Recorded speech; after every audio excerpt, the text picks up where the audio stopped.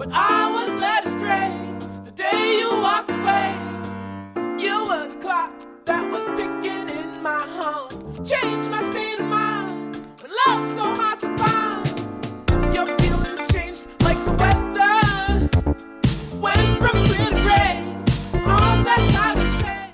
This is the concept video for partial derivatives. So, back when we had functions of one variable, such as f of x, we had this object called the derivative. So we wrote that as either df dx, and we'd write f of x, or as f prime of x. And this was the rate at which f of x changed as x changed. And we gave it the definition. It was the limit as h approaches 0 of f of x plus h minus f of x over h. And as this difference got smaller, we got the derivative. So interpretation of this would be the let's say f was some function that gave you the velocity for so f was velocity, and let's say that x was time. So f prime was the rate of change of velocity with time, which was acceleration. And a lot of these don't have names, like if this was volume, for example, volume of liquid inside a can, then this would just be the time rate of change. So change in volume over change in time. So now we have functions of multiple variables, such as f of, we'll use capital X, capital F. So f of x and y, so this is a function of x and y. And instead of one derivative here, we have two, we're going to have multiple derivatives. So we'll have one for each variable, so we have two here. And these are going to be partial derivatives.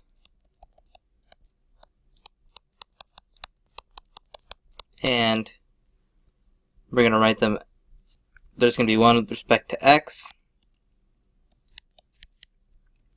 So df dx, sorry, x. And there's going to be one with respect to y, df dy. And instead of d's here, we use these curly delta d's to indicate this is a partial derivative as opposed to a regular derivative, and we can define them as, just like we had before with the limit as h approaches 0 of f of x plus hy minus, that should be capital F, f of x plus y, or xy over h, and same for our y derivative. Limit as h approaches 0 of capital F of x, comma y plus h, minus f of xy over h. So essentially what we're doing to compute these is for df, and we can just write this as df dx, we're pretty much taking the regular derivative of this function, but we're holding y constant. So I'll do a quick example here. If you have f of x, y equals xy squared, we want to find df dx. Well, we just treat this y as a constant, and when you differentiate constants, when you differentiate a function times a constant, you can pull the constant out. And now this is just a expression with only x's in there, so now we're just taking the regular derivative of this with respect to x, which is just 1, so our answer would be y squared. And if we were doing df dy, now x is constant instead of y squared, so we pull that out. Or this should be dy, sorry. And now we can just differentiate with respect to y. So we have d dy of y squared, which is 2y. So we have 2xy. Okay, so now let's go over some different notation that we use. So we have df, now I'll just use lowercase f, doesn't matter what function you're using. So df dx can also be written shorthand as df dx with no argument for the function. We can also write it as f subscript x of xy. And sometimes you leave out the argument for that too, so just f subscript x. So now let's do another example here. We want to find, we have this function, f of xy equals log base 5 of 3, and we'll make this function of xy and z, just to show you that this extends to more than 2 variables. So log base 5 of 3xyz. And we want to find fx, fy, and fz. So for fx, we're going to differentiate this. We're going to use chain rule here. So there's a function within a function. So the outside function is the log base 5 function.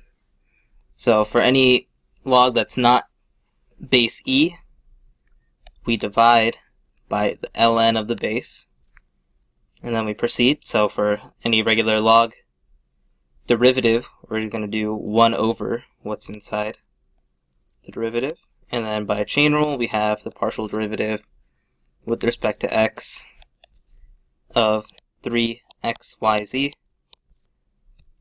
Well, we can pull out this 3yz, and the derivative with respect to x is just 1, so this answer is going to be 1 over ln 5 times 1 over 3xyz times 3yz, and the z's, the y's, and the 3's will cancel, so we'll just have 1 over x ln 5, or 5 ln x, whatever order you want.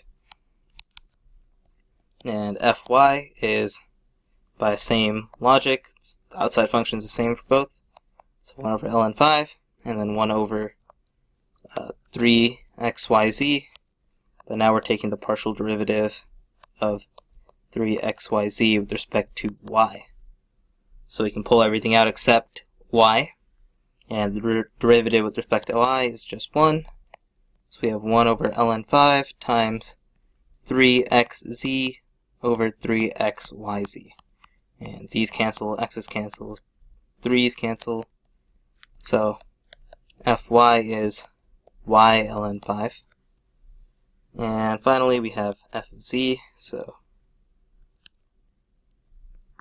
we're going to have 1 over ln 5 again. And we're going to have 1 over 3xyz. And if you're wondering why I'm writing the derivatives on the top here, I'm just kind of simplifying. Instead of putting 1 over this and multiplying it by the partial derivative, I'm just putting it straight into the numerator, saving space. So now we're going to do the partial derivative with respect to z, and I'll write it the other way in case it's confusing you. 3xyz, can pull the 3xy out, derivative with respect to z, is just 1, so this is 1 over ln 5 times 3xy over 3xyz. xy and 3 will cancel, so we have 1 over z ln 5 as our z partial derivative.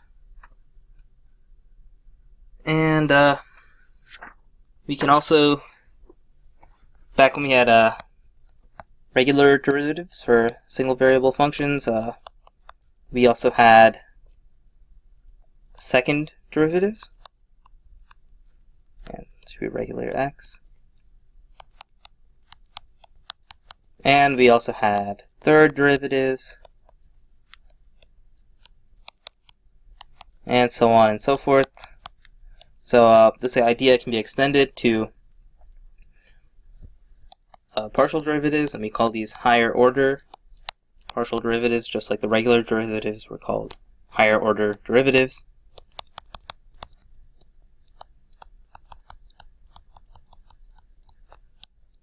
And When you've been out west, just like to play.